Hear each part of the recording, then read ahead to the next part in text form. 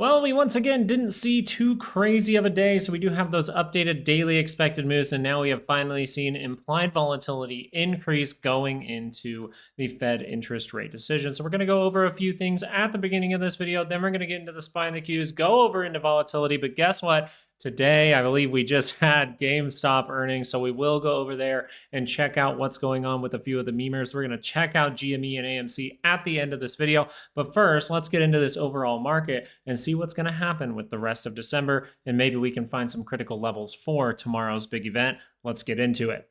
Guys, we are going to get into the charts. We're going to give you those daily expected moves. We're going to talk about the daily briefly, talk about the 2-hour, talk about the 30-minute. 30-minute and 2-hour, very, very important. But first, just a reminder, tomorrow we will get that Fed interest rate decision. Today, those jobs numbers that came out, those old jobs numbers, not really showing anything, which I think is interesting. Maybe we're seeing some suppression in overall the movement in price before we actually see an event like the Fed interest rate decision. And we can see a totally opposite move right after that 30 minutes later when we start to see some questions. So overall, these events, they're used by market makers and by big money to overall sometimes grab liquidity, cause more squeezing, and all kinds of things. Mainly, it is used in a fashion to be kind of a trick. So we'll see if there's a trick by the end of the week, because as of right now, everyone should kind of see coming what's coming. Okay, so we do see an 87.4% chance or probability for a 25 basis point cut. That being said, yesterday this was at 90%, so very interesting. It was about 90%, but very interesting that by day, we've actually seen this decrease by 2%. I just find that interesting, but if anyone out there is telling you that a 50 basis point cut, that would be an absolute surprise to the market, because no one is expecting that. And I have seen multiple people who are putting out information about stocks and things like that, and about the Fed. They are saying that a full 50 basis point cut is possible for this, and this right here tells you it is not even possible according to that. But they can do what they want to do, so that would just be a major surprise. So Patreon members, I will put out the 95% zones for tomorrow, because on those days we see a little bit more volatility. Now, hopping into the charts here, the daily chart would be interesting because we have broken this low. So if we're able to curl down, you have to say there is risk of this being some kind of double top, some kind of lower high, right? We have broken, we have a high, we have a lower high, we have the previous low, we have a lower low, okay? So that makes sense. But as we go into the 2-hour chart, you can see we're still in positive territory. We have no reversal signals at this point, okay? So it's very important here to see if that 2-hour is able to curl up. Well, for tomorrow, you'd be looking at 688.45. If it's not able to curl up, we'll go into the 30-minute in a second. The downside move for your 68% zone for Wednesday for the big Fed interest rate event, 677.63 to the downside. Notice we have still not tagged that 5-day moving average. We still have room on this MACD to go a little bit lower before we're able to curl up into positive territory. The 30-minute here, first, let me slow down. The 2-hour curling up into positive territory means what? Test this high, go make a new one. We would then be looking at that top side weekly expected move potentially by the end of the week. But the 30-minute chart here is doing the structure right now. The structure is not perfect. You would really like to have lost this low to really give you that price action reason for us to roll. We have not seen that at this moment. We have not lost this low, but you can see the structure that we've been talking about for a few days now starting to come to fruition. You're starting to see the market prove it. We are curling down by the center line before a big event. That's not necessarily a good thing. That means that 30-minute momentum is going negative. That means that we are saying going into tomorrow that we will have to see a buy come in to reverse this around, or else we are at risk of rolling this low and seeing deeper prices down at these levels. If you wanted my assessment, I think the real opportunity, if the market proves to give you an opportunity, is if we still make that 30-minute divergence down here in some way. I think that would be fantastic to see.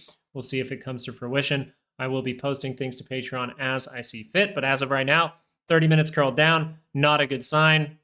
If we can curl back up, we're still by that center line. So bulls, you're going to want that buy to come in. But the 2-hour chart is overall still in pullback mode, and this is still not in any way risky as of right now. And we see zero hints that the daily chart for the SPY is going to drop. We do not see anything about the daily here being able to cross down. We don't see any of those reversal hints in the shorter time frames. So that would mean pay close attention to that event. see if that 2-hour pullback is able to maybe finish going into the end of the day, or maybe it leaks out into Thursday. And then we can see if it curls up into positive territory. So the gist here is, hey, if things just remain how they are, if we're just 2-hour pulling back and we see that 2-hour curl up, well, it's positive, that's good. If these daily charts curl down, guys, this is not going to be good, right? That's not a good sign. That means what? We took out the low. You have a high, you would have a lower high. You have a low, you would have a lower low. You're starting some kind of downtrend, right? So what we want to see here is, well, we don't have any hints that the 2 hours really in bad shape. We're pulling back with time. We're even seeing some squeezing into the pullback with time. Overall, that means you're going sideways. A pullback like this with price would be down. A pullback with time means you just kind of hold, you consolidate, and then you see maybe a break to the upside.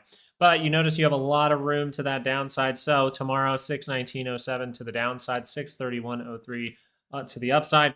And if that 2 hour is able to get all the way down to that center line and curl up into positive territory, we would say a positive move should come. Now, we were still looking for some kind of dump in here. Maybe this event is going to help us out with that. We were looking for some kind of right shoulder at this point to curl to the upside.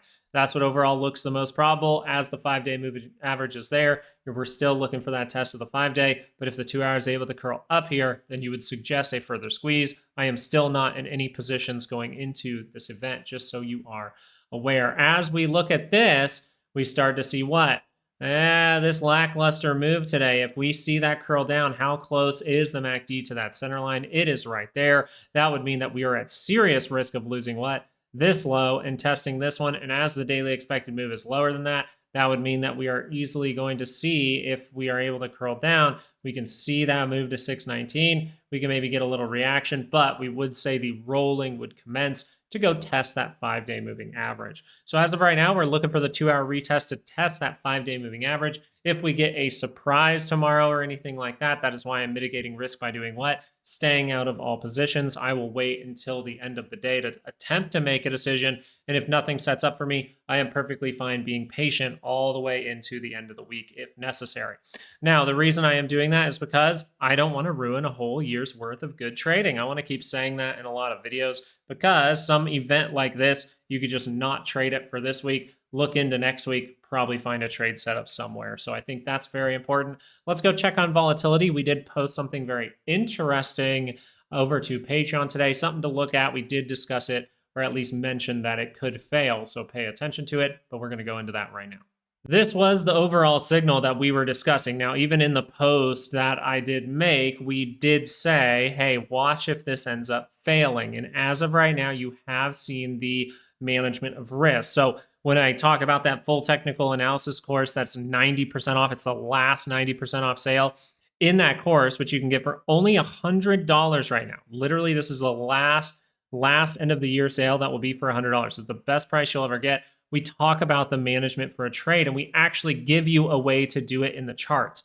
An easy way to say, hey, is this trade starting to go wrong? Okay, I need to react, right? That's what we do with one whole portion of the course, a big long video talking about the how to not get screwed, how to manage a trade when it's going wrong.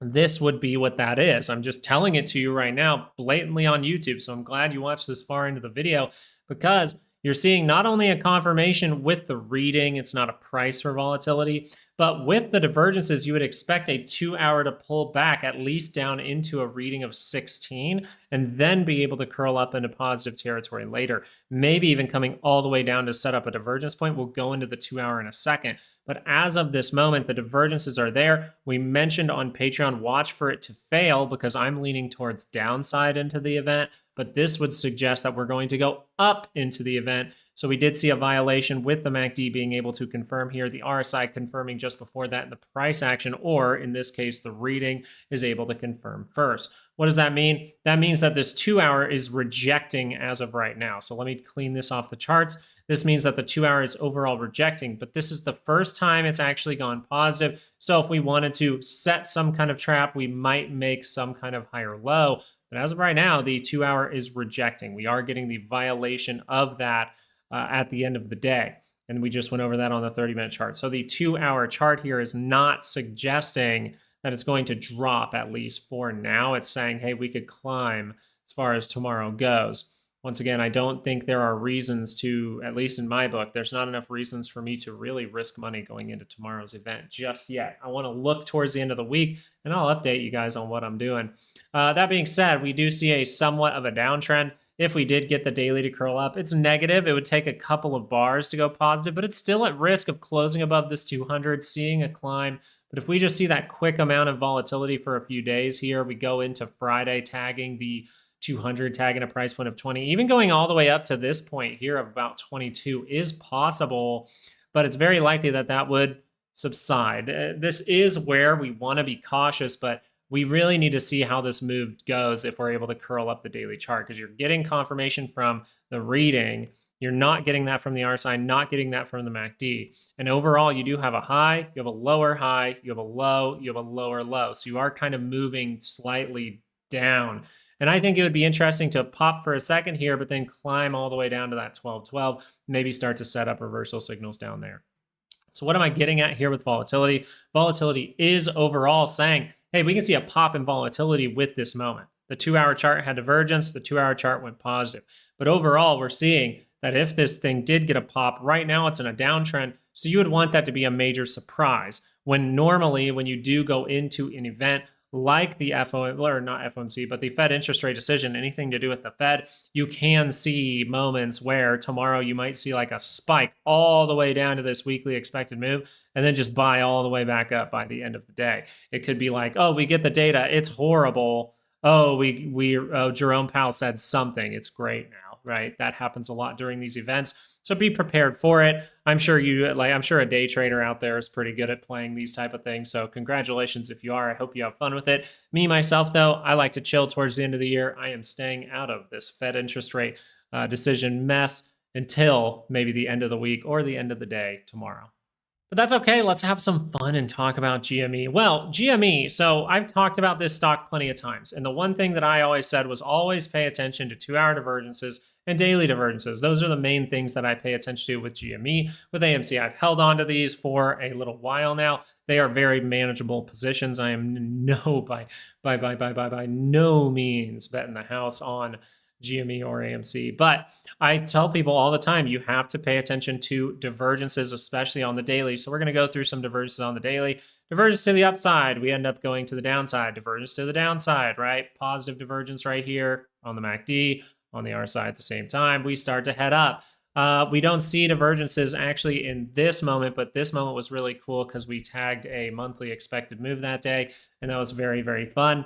Then we saw the 2-hour divergence down at this or up at this level, and everyone was saying this is the moment where we pop off. And we said, GME confirms the most 2-hour upside. Any upside divergences like this, GME has confirmed it pretty much all year long to the downside. So it has caused a reversal almost all year long. Now, what do we notice here? Well, we want to see maybe the next pop. Well, maybe we want to make a daily divergence. And I thought this before the earnings, but I didn't want to, tell people because earnings can be a crazy business. But if this is able to curl down on the daily scale, get down to these kinds of prices, maybe even break 20 for a moment. Let's see if it makes a higher low. That would be nice. Or a divergence point would be great. Because if you make that divergence, what are you getting? You're getting a signal just like over here. You're getting a signal just like this one. Nice big move before the earnings. Oh, we vomit with the earnings. Then just a couple days later, we start to build back. Okay, we see an upward move. Let me clear this off for just a moment. Okay, we see an upward move before the earnings. We get the earnings. We maybe get a vomit. We set up that divergence point, make a 2-hour divergence, and then we pop up again. So it looks like what could happen here, and I would really like it if it made a daily divergence. I might even put a little option behind it.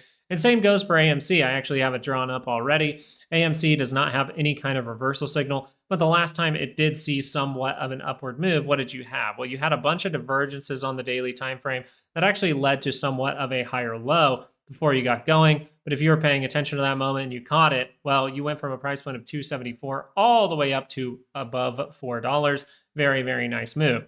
Do we see divergences right now? No. So I do believe that whatever AMC or GME want to do, they most likely will be creating divergences or higher lows on the daily time frame before they get going. So I just wanted to put that out there for you guys.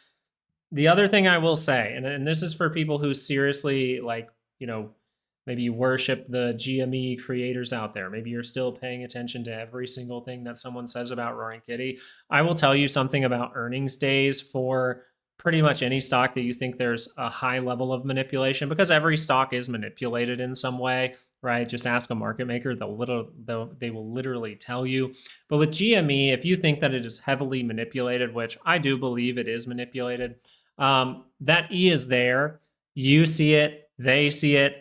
Like, if there's a time where they would ever say we're not going to let GME pop off, I believe it would be the times where there's an E on the screen, right? Yeah, this is a pop, but is it a pop off? Is it a big MOAS?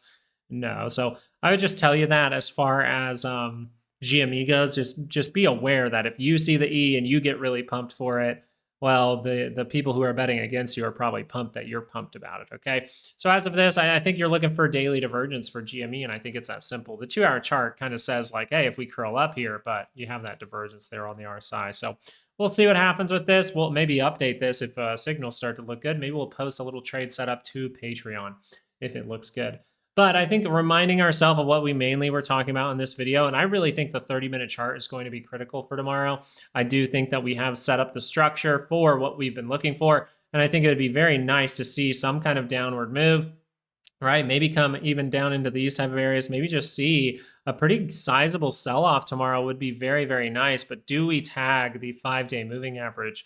And then from that point, do we see a divergence created here, or do we see a higher low? Because as of right now, there is nothing really bearish in the charts as it shows right now on the 2-hour chart. I don't see anything bearish. The time where we'll start to get really bearish is if we lose that 5-day and start rolling beneath that. That's when things will be a little bit scarier, and we most likely will be confirming the daily chart to the downside at that point. So thank you guys so much for watching this video. I really appreciate you watching, and I hope that you guys were able to take something away from it. I do hope that this was in some way helpful to you. Check out that course. It's down in the description. We got the sale going all month long, so you can get into it, but there are limited seating, so check it out while it lasts, and have a fantastic rest of your night. Peace out.